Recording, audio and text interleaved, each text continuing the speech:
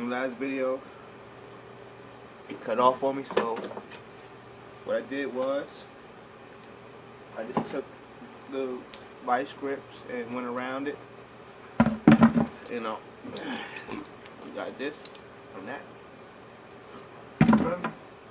Little by little, just use leverage, and just use that leverage, and boom, pull up, turn around, pull, pull, pull, pull, pull, you're done.